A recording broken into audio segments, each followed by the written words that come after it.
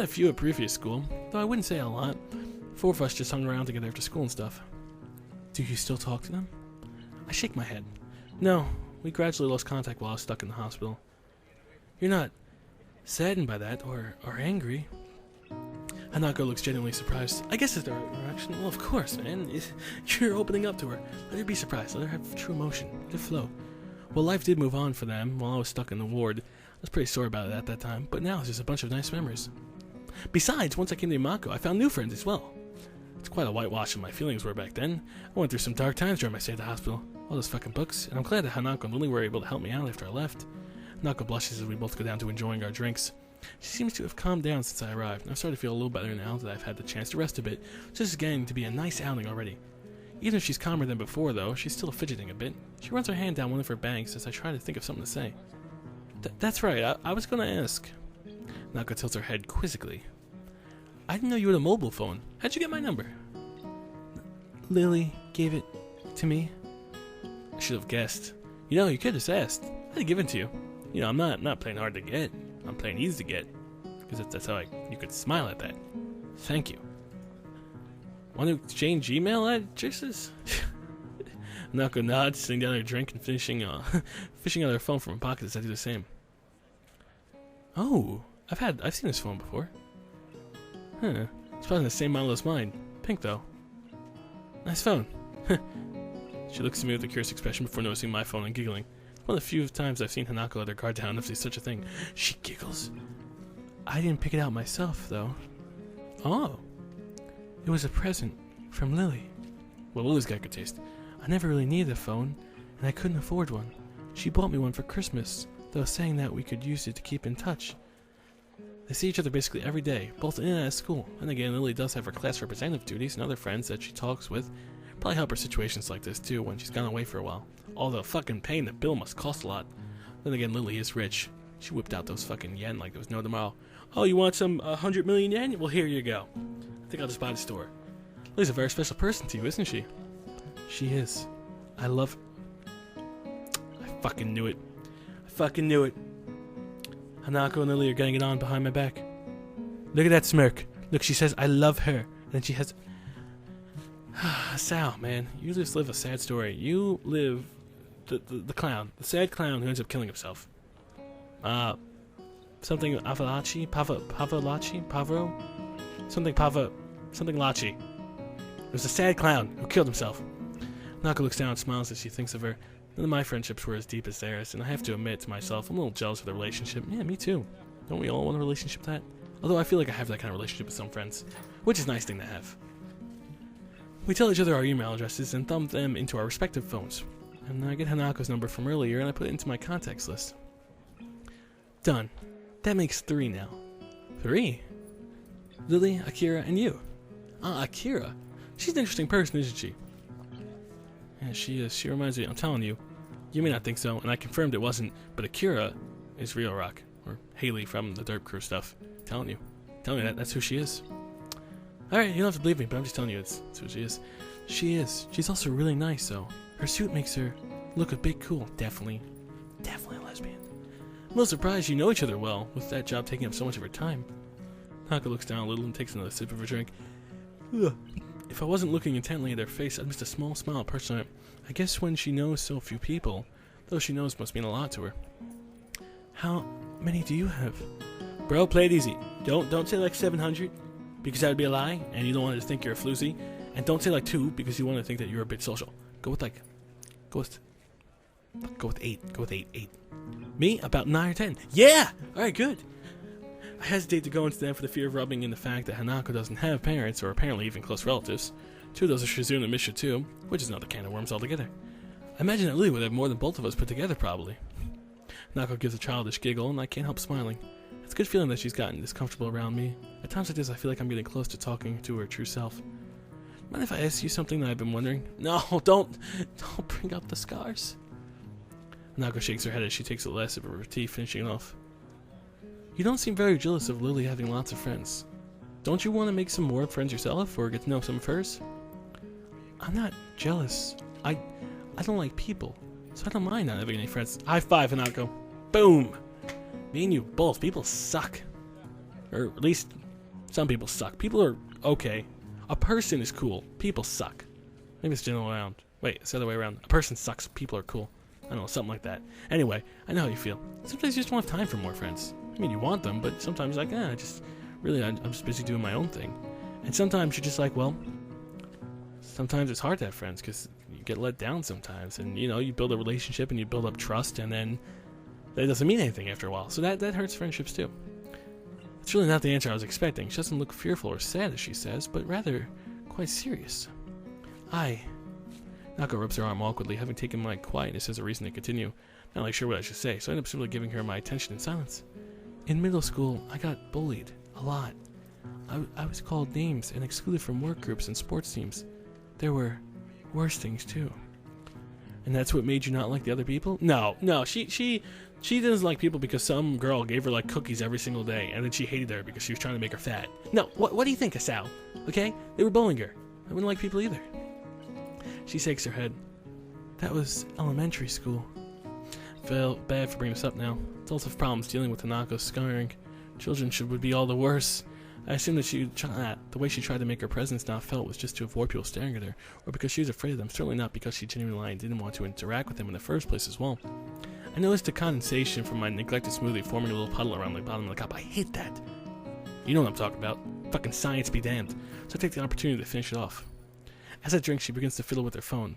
Looks like she remembered the people around her again and began to tense up. This isn't exactly a cheap phone. I had to save up for quite a while to afford one when I got mine.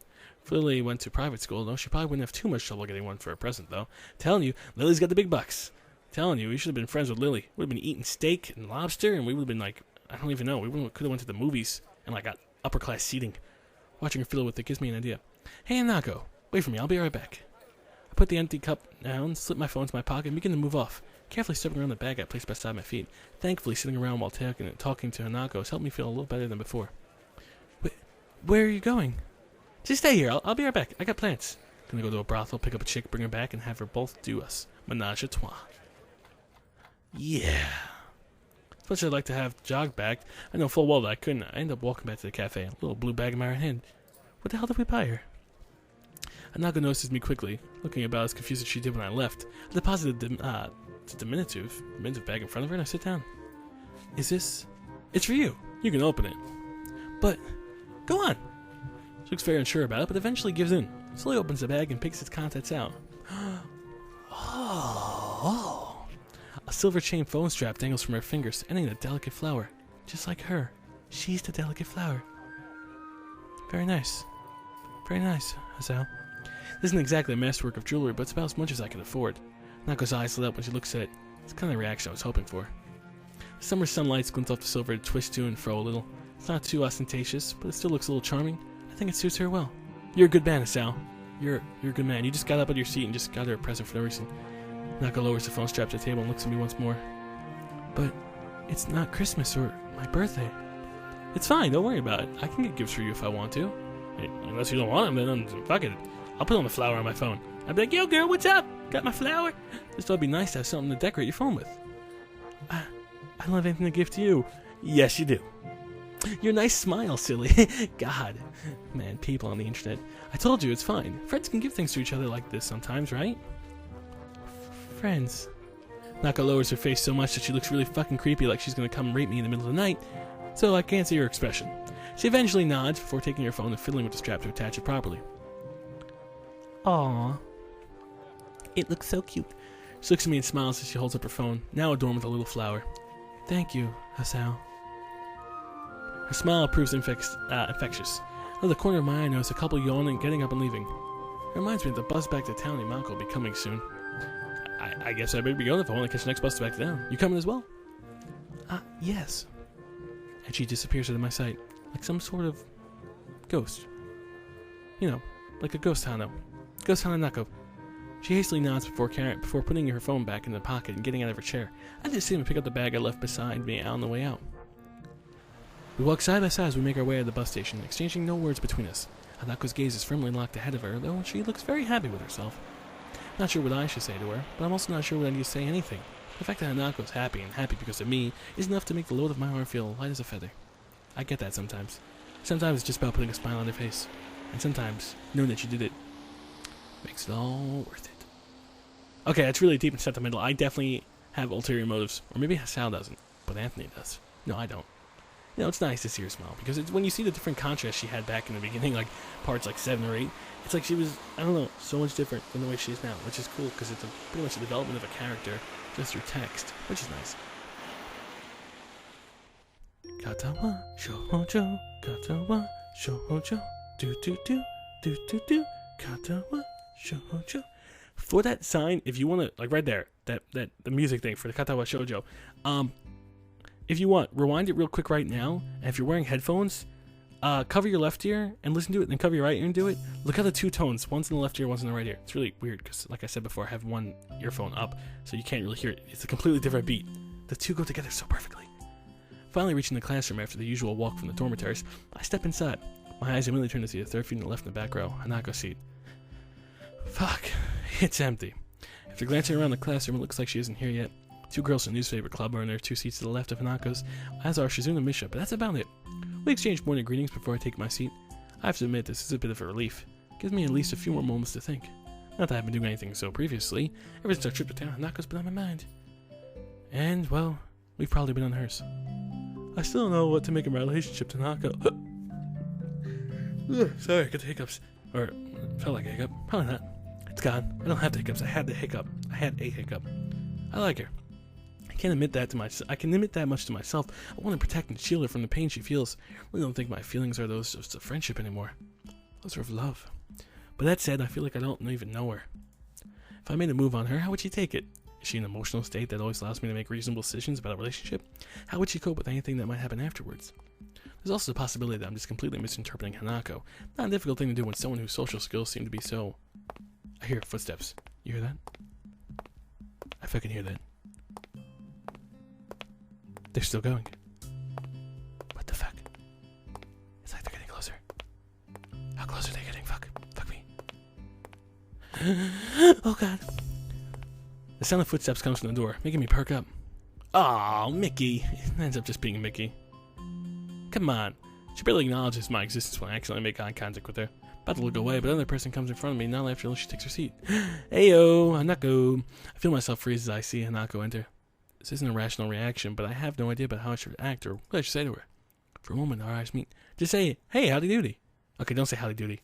They're going to think you're, I don't even know, like Detective Bubber. I have no idea. Say, what, how you doing, brah? And then just as quickly she looks away and moves to her seat without saying a single word. Well, you blew it. You fucking blew it. And now we're back here with this fucking sensational music.